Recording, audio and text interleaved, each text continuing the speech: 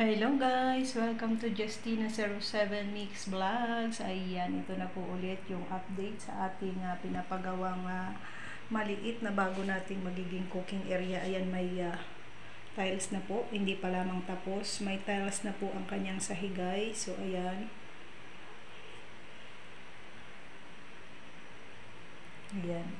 So, ayan, may bikan pa kasi hindi pa nga tapos. O yung chinelas ng aking Kuya Carlos guys. O, puno na ng semento kasi nga inaalagaan din ng ulan guys ang paggagawa, pero syempre kaya yan may ganyan guys kasi nga gawa ng nakachinela siya pag ano. So ayan, nakakabit na din po ang ating magandang lababo. Ayan, maganda na yan para sa akin guys. So ayan, so actually hindi ito atin guys, hindi ito atin, ito ay sa kapatid ko. So ako lang yung magiging dito, tagaluto kasi andito kami habang pumapasok ang aking pamangkin kasi ang aking kapatid naman ay nagtatrabaho pa, alam nyo na, nagtatrabaho pa bilang isang DH. So tayo muna yung andito mga ngalaga habang sila doon ay nagtatrabaho, at habang nagtatrabaho sila, malayo silang mag-iina guys, ganyan yung kanilang ginagawa, nagtutulong-tulong sila. So ayan, may bubong na din po at meron na din pong exhaust fan. Ayan, panghigop ng usok at pamblower kapag tayo ay nagluluto guys, para hindi tayo malabon kasi maliit lang itong space guys, pero para sa akin ito ay napakalaki na, yung basta makakagalaw lang tayo ng maayos. So kung mapapansin nyo, parang walang bubong ayan, parang walang bubong siya kasi yung ginamit dyan is polycarbonate po guys. So ayan, kung hindi ako nagkakamali, polycarbonate, yung parang salamin siya guys, parang salamin. Yan ang nagustuhan ng aking mga pamangkin. So ayan, o nagawa na, may bubong na at lalagyan na lang po ng tiles. At ito po ay yan yung pinakang inilagay sa ano, yan, ayusin pa po din yan ng aking Kuya Carlos. So ayan, kasi pag nagagawa kasi siya guys, after niya gumawa, nililinis niya na din para alam niya din kung alin yung kanyang aayusin, para ano din siya, less trabaho na din. Ganyan siya gumawa guys, and mabilis.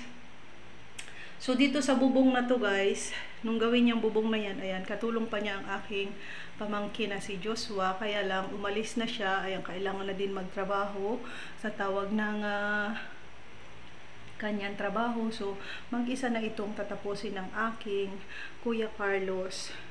Ayan, mag-isa na.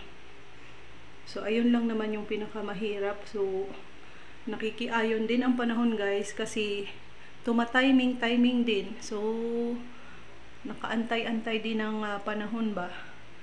So ayan, hoping na nagagandahan kayo at natutuwa din. Ang pagbabahagi ko nito guys ay hindi bilang pagmamayabang ba. Ito ay bilang pasasalamat guys na sa pautay-utay, sa pagsisinop. Ayan, mayroong napupundar ang aking mga pamangkin at ang aking kapatid sa kanilang pagsisikap. Nagtutulungan silang mag-iina para magkaroon sila ng maayos na magagalawan balang araw pag sila ay napagod ng magtrabaho at gusto na nilang magpermente dito sa atin sa Pilipinas. So ayan, nandoon pa kasi ang oportunidad guys sa ibang bansa, kaya sinasamantala nila yun.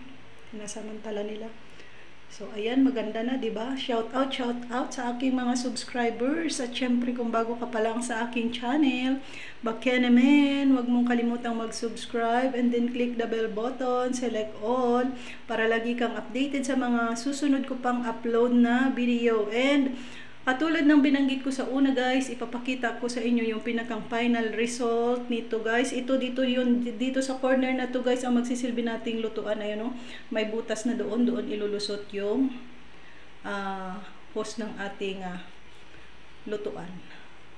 So ayan, hanggang dito na lang ang ating video guys, and hoping na nagustuhan ninyo ang aking munting pasilip sa aking magiging munting cooking area. Maraming salamat po sa inyong lahat. And thank you so much to all my dear subscribers, viewers, silent viewers, sharers, and likers, their members, and super chatter. Thank you very much and have a good day everyone. Bye for now and God bless. Thank you for watching. I love you all, guys. Bye-bye!